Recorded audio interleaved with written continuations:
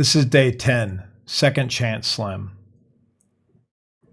A few centuries ago, in the place we now call Santa Fe, New Mexico, there lived a man named Sylvester Small. No one remembers that name.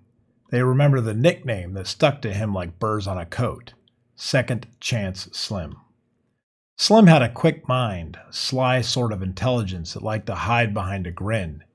He learned early that people underestimate what they do not see. They reveal more than they intend with a shrug, a blink, a breath. He made a living on small wagers, nothing grand at first. He would offer some harmless contest to a traveler fresh off the trail, lose it on purpose, and while the coins exchanged hands, he would watch. He would watch how that person smiled at victory, how hands twitched at the moment of risk, how pride warmed the voice. Then he would raise the stakes and win the second bet, more often than not, with a casual flourish as if the outcome had never been in doubt. One afternoon offers a good example. A peddler in a dust-brown coat came into the gambling hall with a sack of curios and a pocketful of opinions. Slim greeted him at the bar and suggested something ridiculous to pass the time. On the far wall ran a pair of blue bottle flies, drawn to a smear of jam beneath a cracked window. Slim pointed. They would each pick a fly and bet whose fly would land first on the rim of the bartender's glass. A silly contest in a room full of serious games. They set a modest stake. Slim took the fly in the left and lost within seconds. He lost because he was not chasing the fly. He was studying the man. The peddler scooted his stool forward when he felt advantage. He tapped the counter in a steady rhythm when he grew confident. He liked to breathe in sharply right before he expected a win, as if pulling the moment towards himself. Slim smiled, raised the stakes, and proposed they switch sides. Double or nothing, he said. The peddler agreed, pleased with his good fortune. Slim then asked the bartender for a wedge of lime and set it, casual as he yawned, near the left side of the glass. When the second round started, the peddler's rhythm returned. The sharp breath came, and the fly adjusted its course, veering away from the citrus. Slim's fly, now on the right, landed first. The peddler slapped his knee, laughed, and then paid up. Folks around them laughed as well. Ridiculous, yes, and that made it fun. Slim made a show of it, but in truth, he had simply noticed a tendency and set the scene to favor it. That was his gift. Gifts turn on you if you lean on them wrong. Slim began to like the feeling of redemption more than the feeling of diligence. Second chances can be good medicine, but only when they are not a diet. At first he lost on purpose with a plan. Then he started to lose his edge without meaning to. The inner push that says do it right the first time became a softer whisper that said you can correct it later. He stopped sharpening the blade and started admiring the scabbard instead. It happened slowly. You promise you will fix a habit tomorrow. You let a promise slide, counting on your charm to mend the moment. You postpone the hard work because the second attempt has always rewarded you. People noticed.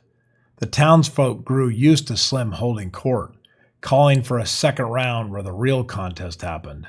They also grew tired of it. Even kind people keep a ledger, not of money, but of patterns. They offered him grace the first few times, then they started to step away before the real bet began. The conclusion formed quietly in their minds. You do not take things seriously until you are forced.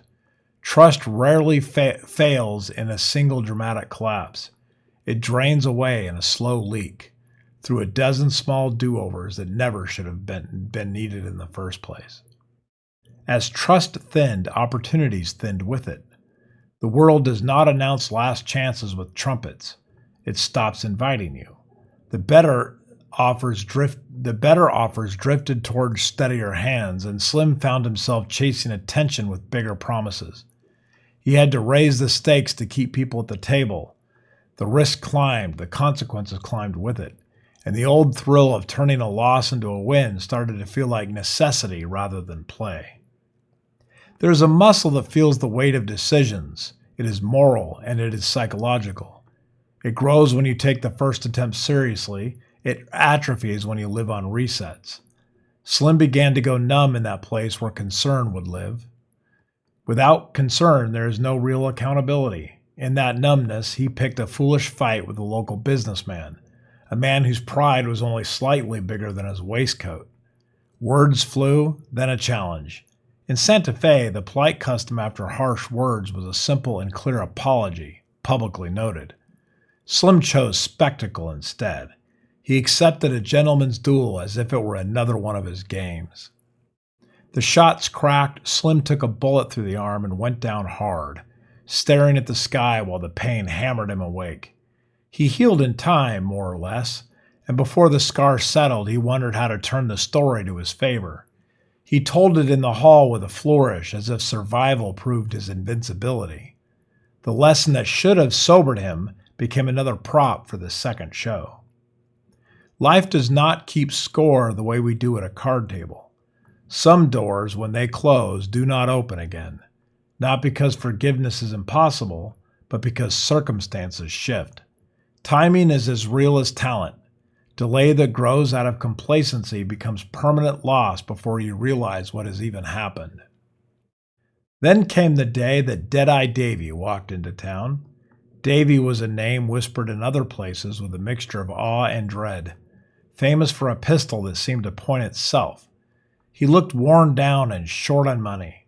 Slim, who never could resist a legend with a dent in it, challenged him to a duel for a small purse. Slim held up the billfold to make the point. 50 strides, Slim had proposed, a distance he judged to be beyond the edge of any reliable accuracy. It was a familiar play. He did not expect to win the first round. He expected pride to do the work for him later. You see, they would both miss. He would offer a second contest, perhaps some trick shot that no one could make. Davy's reputation would press him into accepting. The stakes would rise, and Slim would then find his angle. They paced it out in the late afternoon. Dust hung in the air like a veil. Slim's heart beat in that old rhythm of the second chance, the one that says nothing is final on the first try. They turned. Davy did not pose or preen. He simply raised the gun and pulled the trigger. The bullet crossed the distance as if the space were nothing. It took Slim right through the heart. He folded to the ground, eyes wide with the realization that at last he'd found a moment that would not offer another round. He had a tiny sliver of time to see what we are slow to admit. Grace is a gift, not a strategy. It is a mercy, not a method. You cannot mortgage the future on the kindness of others and expect to keep your character intact. There are people who live as if mercy is permanent. They remain children in grown bodies, clever, sometimes charming, forever almost ready to do it right. Then there are people who treat moments as rare. They prepare with care. They do their best on the first attempt, knowing that sometimes you will still fail, but you will fail with honor and learn what you need to learn. Those are the people others lean on when the wind picks up and the light fades. The rest are stories we tell to our children at night, not to entertain them, but to remind them, do not become second chance Slim.